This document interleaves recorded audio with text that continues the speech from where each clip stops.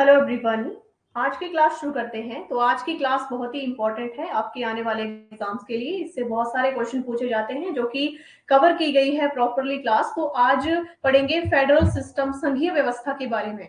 ठीक है, तो फेडरल सिस्टम जो है, संघीय व्यवस्था जो है, केंद्र सरकार एवं राज्य के संबंधों के बारे में, यह संबंधों की प्रकृति के आधार पर सरकार को दो भागों में बांटती है या दो भागों में विभाजित किया गया है। ठीक है, यह वर्गीकृत किया जा सकता है। अब दो भाग कौन कौन से इसके, तो जो दो तरह से इसको बांटा गया है, पहला तो आता है एकल या एकात्मक सरकार, सिंगल और यूनिटरी गवर्नमेंट जिसको बोला जाता है। दूसरी आ जाती है संघीय सरकार, फेडरल गवर्नमेंट। तो दो तरह से इसको बांटा गया है, जो कि हमने यहाँ पे भी देखा, एकल या एकात्मक सरकार, दूसरी आ गई संघीय सरकार। चलिए अब शुरू करेंगे आगे की एकल या एकात्मक सरकार क्या होती है। A single unitary government is one in which all the powers and functions are vested in the central government। यानी क्या होता है कि एकल या एकात्मक सरकार जो होती है वह होती है जिसमें समस्त शक्तियां और कार्य, जो पावर्स और फंक्शंस हैं, ठीक है, समस्त शक्तियां और कार्य केंद्र सरकार में, इन द सेंट्रल गवर्नमेंट, किसमें होते हैं, केंद्र सरकार में निहित होते हैं। और दूसरी ओर हम बात करें, on the other hand of federal government is one in which the power are vested in the central government and the state by the constitution. इसका मतलब ये होता है कि जो एकल या एकात्मक सरकार है, जो दो तरह से बांटी गई है, पहला प्रकार अभी हम पढ़ रहे हैं, तो इसमें दूसरी ओर संघीय सरकार वह कहलाती है जो फेडरल सिस्टम है। ठीक है, यहाँ पे तो हमने पढ़ लिया कौन सी, एकल या एकात्मक सरकार। दूसरी जो है फेडरल गवर्नमेंट, जिसको संघीय सरकार बोला जाता है, जिसमें शक्तियां संविधान द्वारा केंद्र और राज्य सरकारों में विभाजित की जाती है, डिवाइड की जाती है, उनको बांटा जाता है। ठीक है, इसके अलावा दोनों अपने अधिकार क्षेत्र का प्रयोग करके स्वतंत्रता पूर्वक काम कर सकते हैं, स्वतंत्रता पूर्वक करते हैं, यानी क्षेत्रों का प्रयोग करते हैं।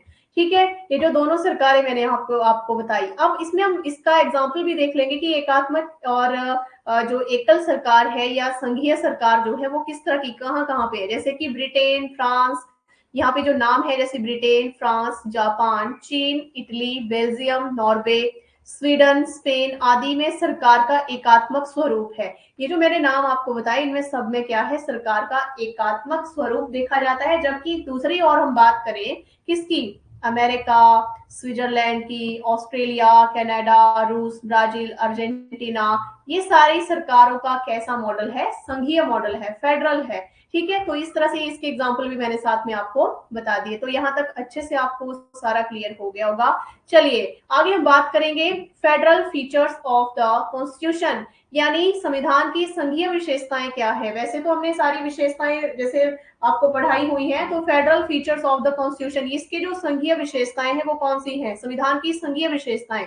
तो भारतीय संविधान की अगर हम बात करते हैं तो भारतीय संविधान की संघीय विशेषताएं कौन कौन सी हैं। सबसे पहले आती है द्वैध पद्धति। द्वैध पद्धति, the constitution adopts the system of polity and the union level and the system of polity at the state level. मतलब ये है कि संविधान में संघ स्तर पर, केंद्र और राज्य स्तर पर राज्य की राज्य पद्धति को अपनाया गया है।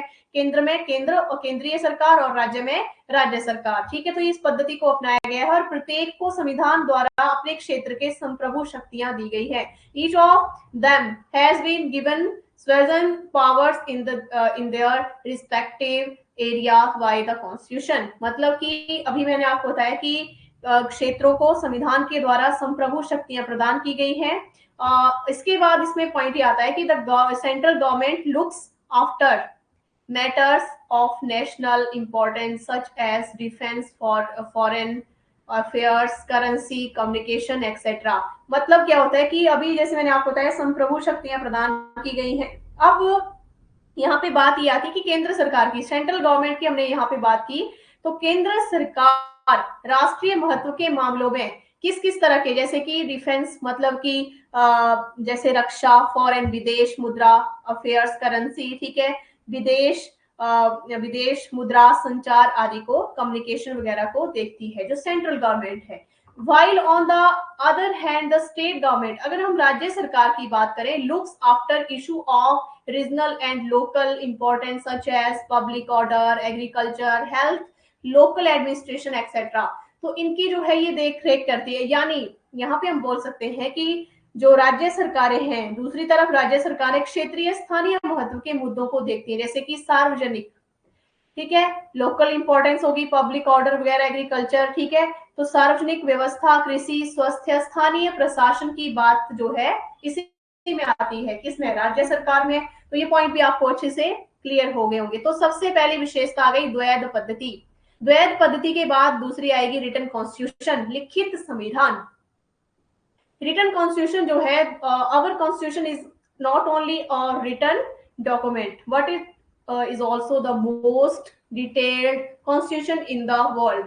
Basically, it has a preamble, 395 articles divided into 22 parts and 8 schedule. जैसे कि हम जानते हैं कि पहले जब ये लिखित संविधान बना था तो उसमें 395 अनुच्छेद थे और 22 भागों में इसको विभाजित किया गया था और 8 अनुसूचियां इसमें शामिल की गई थी। ठीक है, अब हम बात करें इसमें कि हमारा संविधान जो लिखित संविधान है, केवल लिखित ही अभिलेख नहीं है, लिखित रिकॉर्ड नहीं हम इसको बोल सकते, साथ में विश्व का सबसे विस्तृत संविधान भी ये कहलाता है।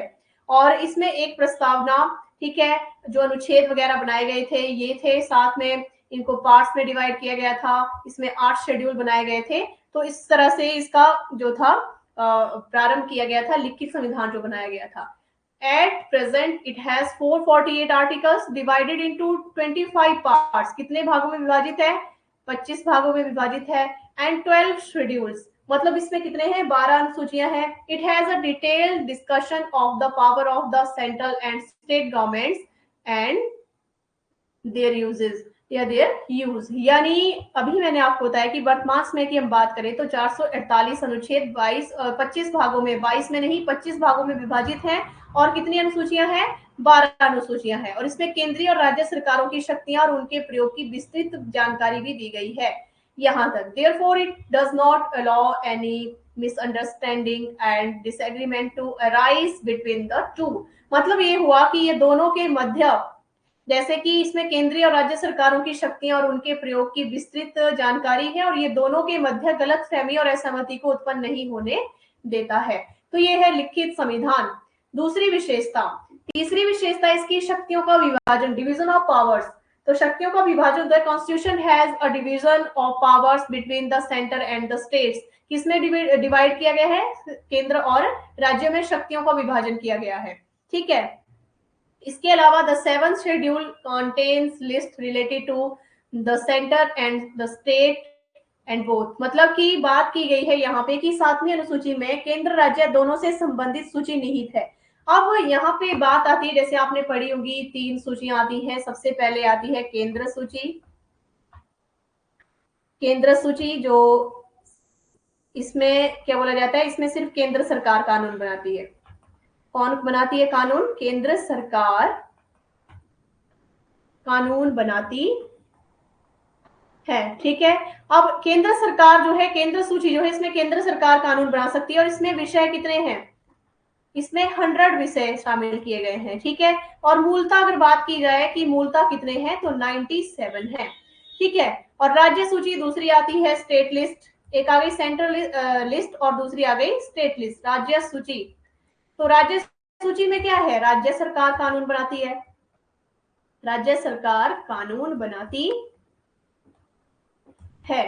ठीक है, और इसमें विषय कितने शामिल किए गए हैं? तो इसमें टोटल विषय आ जाते हैं 61 और मूलता अगर बात की जाए तो 66 हैं। कितने हैं? 66 हैं।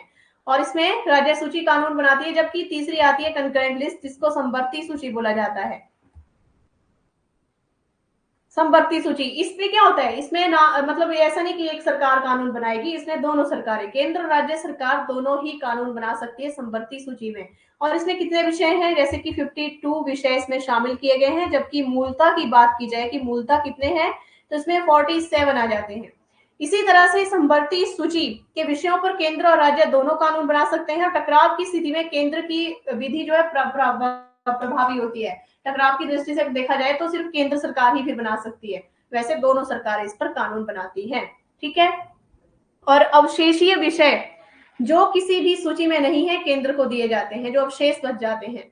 तो ये आ गई कौन सी, शक्तियों का विभाजन, डिवीजन ऑफ पावर, केंद्र और राज्य में बांटा गया है। जबकि बात करें supremacy of the constitution, supremacy of the constitution यानी संविधान की सर्वोच्चता, ठीक है, ये भी इसकी नेक्स्ट विशेषता है नंबर 4 पे। तो सुपरमेसी ऑफ द कॉन्स्टिट्यूशन है, संविधान सर्वोच्च है, the constitution is supreme, its provision must to ensure regarding the law enacted by the central of or state government, otherwise they can be declared illegal under judicial review in the Supreme Court and High Court। तो इसकी जो बात की गई है संविधान की सर्वोच्चता की जो विशेषता बताई गई है, संघीय विशेषता, तो संविधान क्या है, सर्वोच्च है, सुप्रीम है, ठीक है। केंद्र या राज्य सरकार द्वारा प्रभावी कानूनों के विषय में इसकी व्यवस्था सुनिश्चित होनी चाहिए, जो इसमें व्यवस्था की गई है। साथ में इन्हें उच्चतम न्यायालय जो सुप्रीम कोर्ट है और हाई कोर्ट उच्च न्यायालय है, इनकी न्यायिक समीक्षा के तहत अवैध घोषित किया जा सकता है, इलीगल घोषित किया जा सकता है, ठीक है। और इस तरह सरकार के घटकों को दोनों स्तरों पर संविधान द्वारा विधित क्षेत्र के अंतर्गत कार्य करना पड़ता है, ठीक है। तो ये आ गई इसकी चौथी विशेषता, संविधान की सर्वोच्चता। इसके बाद हम बात करेंगे संविधान संशोधन की प्रक्रिया।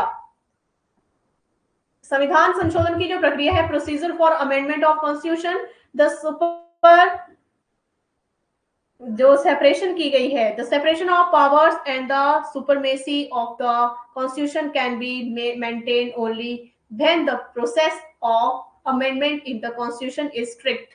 यानी संविधान द्वारा शक्तियों का विभाजन जो किया गया है, एक संविधान की सर्वोच्चता तभी बनाए रखी जा सकती है जब संविधान में संशोधन की प्रक्रिया क्या हो, स्ट्रिक्ट हो, कठोर हो, ठीक है। वैसे तो हम बात करें कि भारत का संविधान ना तो लचीला है और ना ही कठोर है, ना तो लचीला है ना कठोर है, ठीक है। तो इस तरह से मिला जुला रूप बोल सकते हैं, मतलब लचीलेपन का और कठोरता का मिला जुला रूप इसको बोला जा सकता है, ठीक है, किसी संविधान को। और इसी तरह से संविधान में संशोधन इस सीमा तक कठोर है जिससे भी प्रावधान जो संघीय संरचना से संबंधित है और केंद्र और राज्य सरकारों की समान संस्तुति से ही संशोधित किए जा सकते हैं। तो इस तरह से जो प्रोविजन किए गए हैं संविधान संशोधन की प्रक्रिया में, तो इनके द्वारा संसद की विशेष बहुमत और संबंधित राज्यों में से आधे से अधिक की स्वीकृति जरूरी होती है कि संशोधन करना है या नहीं करना है। चलिए, ये हो गई इसकी पांचवी विशेषता, ये भी अच्छे से आपको समझ आ गई होगी। एंड नेक्स्ट है इंडिपेंडेंट जुडिशरी, स्वतंत्र न्यायपालिका। इसकी पांचवी विशेषता, छठी विशेषता आती है स्वतंत्र न्यायपालिका। The constitution has created and independent judiciary headed by the supreme court और फॉर टू रीजंस। यानी संविधान ने दो कारणों के से उच्चतम न्यायालय के नेतृत्व में स्वतंत्र न्यायपालिका का गठन किया। और इसमें मुख्य पॉइंट ये आता है कि अन्य न्यायिक समीक्षा के अधिकार का प्रयोग करके संविधान की सर्वोच्चता को जो है स्थापित करके दूसरा केंद्र और राज्य के बीच विवाद के निपटारे के लिए इसको बनाया जाता है, ठीक है। तो जैसे कि किसके लिए स्वतंत्र क्यों बनाया गया इसको, जैसे न्यायाधीश के कार्यकाल की सुरक्षा की जाती है, निश्चित सेवा शर्तें आदि इसमें ही आ जाती हैं, तो इसलिए स्वतंत्र न्यायपालिका आती है इसकी नेक्स्ट विशेषता। सातवीं विशेषता आती है बाइकैमरल लेजिस्लेटिव जो है द्विसदनीय विधायिका। तो द्विसदनीय विधायिका में सिंपल सा है, एक में आएगी लोकसभा, दूसरी में आएगी, मतलब जो दो सदन है वो एक लोकसभा है, राज्यसभा है। तो इस तरह से उच्च सदन जो है वो राज्यसभा है, जबकि निम्न सदन है लोकसभा, ठीक है। अब राज्यसभा क्या करती है, राज्यसभा भारत के राज्यों का प्रतिनिधित्व करती है, जबकि लोकसभा किसका प्रतिनिधित्व करती है, भारत के लोगों का, यानी जनता का प्रतिनिधित्व लोकसभा के द्वारा किया जाता है। तो इस तरह से राज्यसभा वैसे अगर बोला जाए तो कम शक्तिशाली है, ठीक है, और केंद्र के अनावश्यक हस्तक्षेप के राज्यों के हितों की रक्षा भी करती है।